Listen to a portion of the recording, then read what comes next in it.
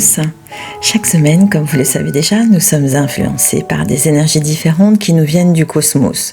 Et durant la semaine du 25 au 31 juillet, l'énergie cosmique dominante nous aidera à prendre conscience de la raison de notre présence sur Terre. Nous naissons tous dans des endroits différents, avec des parents différents, dotés de capacités et de talents différents. Et aussi, nous naissons avec des aspirations différentes. Et ça n'est pas un hasard. Lorsque nous arrivons dans ce monde, nous recevons la quantité exacte d'outils qui nous seront nécessaires pour accomplir notre mission sur Terre. Au fur et à mesure que le temps passe, nous devons réussir ou pas une partie de notre transformation, notre karma, appelé aussi tikkun. Nous venons aussi à chaque fois avec nos propres bagages. Ces bagages représentent la somme des erreurs faites lors de nos vies passées. Mais pas que, nous revenons également avec les bénéfices de toutes nos bonnes actions faites lors de nos vies antérieures. Pour les personnes souhaitant en savoir plus sur la réincarnation, je vous invite à voir ma vidéo numéro 9. Qu'est-ce que vraiment la réincarnation ? Car nous avons tous un karma, un tikkun individuel. Ce karma est la correction pour laquelle nous nous sommes réincarnés dans cette vie-ci.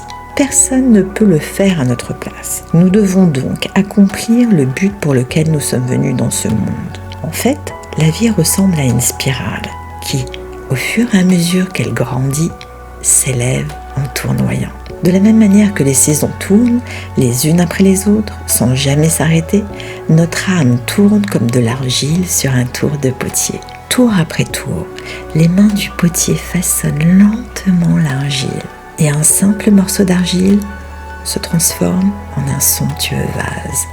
Mes amis, nous sommes sur le tour du potier de la vie. Cela peut surprendre certains d'entre vous d'apprendre que ce n'est pas votre première fois sur Terre et que ce n'est pas votre premier corps. Mais nous sommes déjà venus ici et nous sommes revenus pour transformer nos âmes d'argile en de beaux vases afin que l'amour du Créateur puisse nous remplir et y résider.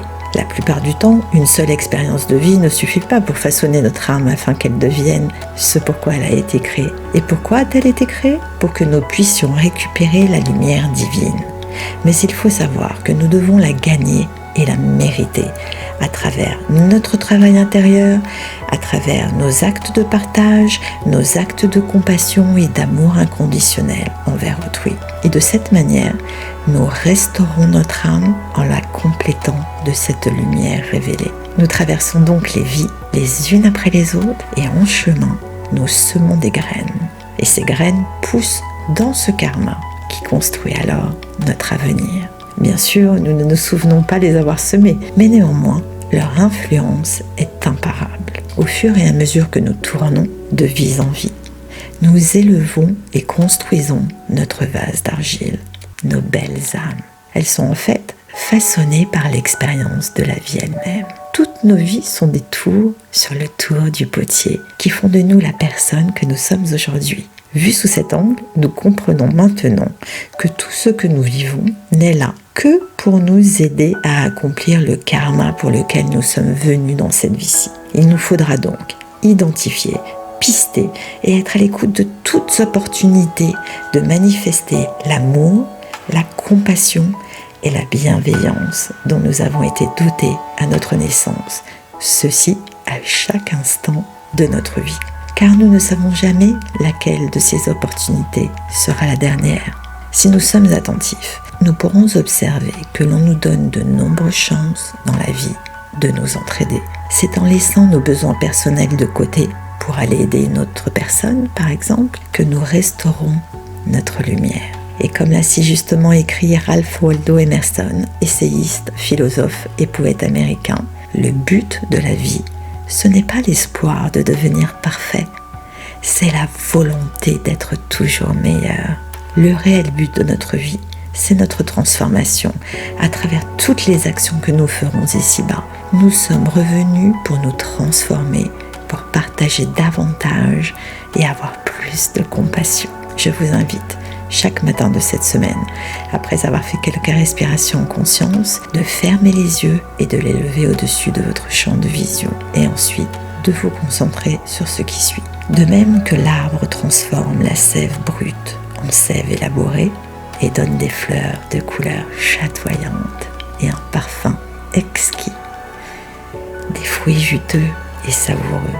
De même, vous êtes capable de transformer la sève brute de vos instincts et de vos passions afin d'en recueillir les fleurs et les fruits sous forme de vitalité dans votre corps physique, de joie et d'amour dans votre cœur, d'intelligence et de sagesse dans votre cerveau.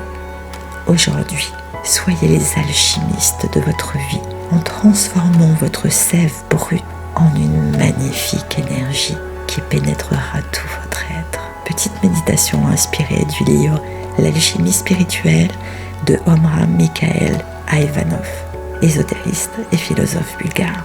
Je terminerai par une citation de Mère Teresa. La vie est une chance, saisis-la. La vie est beauté, admire-la. La vie est un rêve, fais-en une réalité. La vie est un défi, fais-lui face. La vie est un devoir, accomplis-le. La vie est un jeu, joue-le. La vie est précieuse, prends-en soin. La vie est une richesse, conserve-la. La vie est amour, jouis-en. La vie est mystère, perce-le. La vie est promesse, remplis-la. La vie est tristesse, surmonte-la. La vie est un hymne, chante-le. La vie est un combat, accepte-le. La vie est une tragédie, prends-la bras le corps. La vie est une aventure, ose-la. La vie est bonheur, mérite-le.